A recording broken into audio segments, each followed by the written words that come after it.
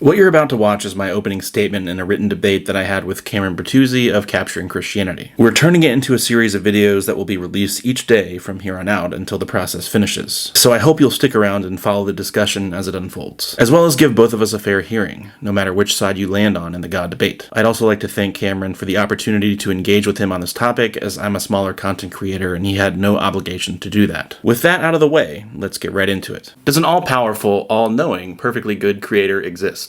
Surely if language means anything, we can at least have some degree of expectation about what such a being would be like. When considering whether this deity is real, it's fair to ask whether reality conforms to these initial expectations, or if what we see around us is completely surprising given the hypothesis in question. For example, think on these lavish descriptions of goodness, knowledge, and power, and then think on the horror of the Holocaust. Elie Wiesel describes a bone-chilling scene. The three condemned prisoners together stepped onto the chairs.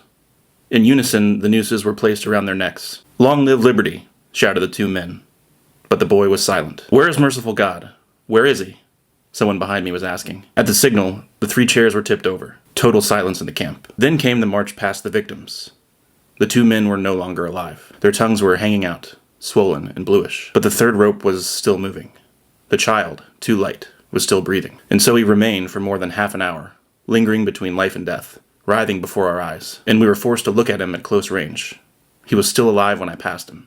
His tongue was still red, his eyes not yet extinguished. It's important to acquaint ourselves with examples like this, lest we insulate our ivory tower speculations about God from the data of the real world, never to arise from our armchair philosophizing. Examples like these force us to ask, is this really the kind of thing we would expect to see if God exists? What I intend to do here is to present an argument from the existence of horrific suffering to the non-existence of God. But before I do, I want to make some preliminary comments and define some terms. First, and importantly, I would much prefer to give a cumulative case, but due to the limited nature of this exchange, I have chosen to defend a deductive argument that I find very attractive from philosopher J.L. Schellenberg. A good argument is one whose premises are more plausible than not, and the premises that make up this argument are very plausible. In order to escape its force, Cameron's going to need to make some really counterintuitive moves. A fact that will become apparent as the discussion unfolds. Second, it's crucial to get clear on a few key terms. As I've already alluded to, by God, I mean the all-knowing, all-powerful, perfectly good being of traditional theism. And by horrific suffering, I mean, quote, the most awful form of suffering that gives the victim and or the perpetrator a prima facie reason to think that his life is not worth living. So now for the real question.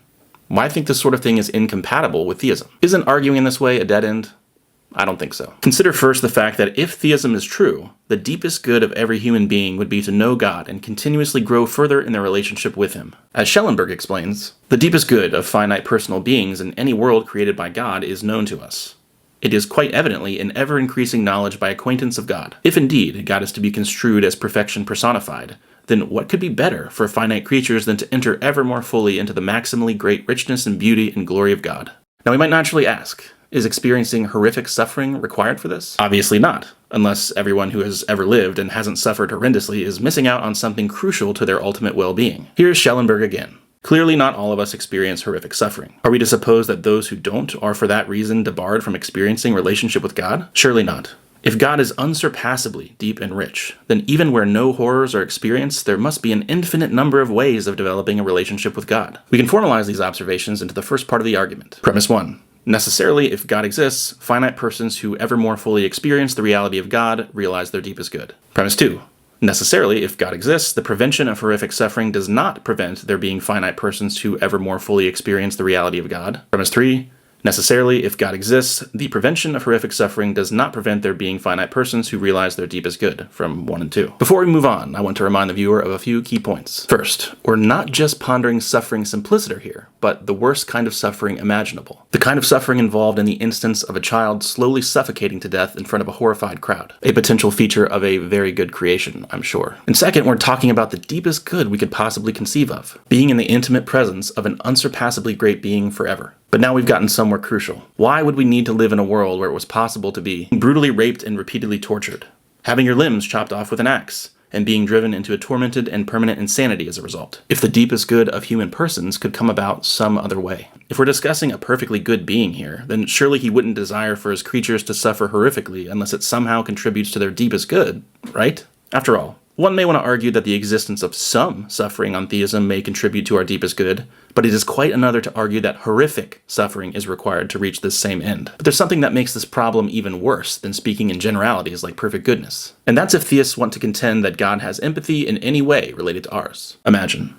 a God whose empathy is unimaginably greater than that of your mother or of Mother Teresa, permitting children to slowly burn to death, experiencing with them each moment of their horror, when everyone, including those children, can achieve not only very great goods, but even their deepest good without the permission of such suffering. Seems like there's a problem here to me, but maybe there's a hidden reason beyond our grasp that accounts for why such a completely counterintuitive situation might obtain. There are many problems with punting to mystery in this way, but there's no reason for me to address those quite yet. And as an aside, if you're a theist who believes that a literally perfect being has no empathy, or has empathy that's so spectacularly distinct from ours that it becomes linguistically irrelevant, then so much worse for theism. What does it even mean to say that God is perfectly good or perfectly loving while not being acquainted with the inner lives of his creatures in the way just described? Regardless, here are the rest of these considerations stated formally together with the full argument. Necessarily, if God exists, finite persons who ever more fully experience the reality of God realize their deepest good. 2. Necessarily, if God exists, the prevention of horrific suffering does not prevent there being finite persons who ever more fully experience the reality of God.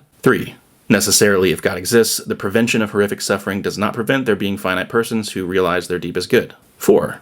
Necessarily, if God exists, there is horrific suffering only if its preventions would prevent there being finite persons who realize their deepest good. 5. Necessarily, if God exists, there is no horrific suffering. From 3 and 4. 6. There is horrific suffering. 7. God does not exist. Rather than trying to anticipate every possible objection here, I'll let Cameron do that work for me and answer his challenges in my rebuttals. But needless to say, I think the argument is solid. I do, however, want to leave the audience with a few questions. And yes, I know questions aren't arguments, but since I provided one, I think I'm allowed. If you're inclined to resist the conclusions I'm drawing here, is God more or less empathetic than you? If more, then how do you square that fact with the world that we see around us? Finally, at what point would there be enough horrific suffering in the world for you to seriously question the existence of God if you already don't? When we turn the dial up 25%? 50%? Would we have to live in a literal hell world before your belief wavered, or not even then? These may be some helpful things to consider as you prepare to watch the rest of this exchange. And if you're watching this after everything's been released, then tap this video next to me to see Cameron's response.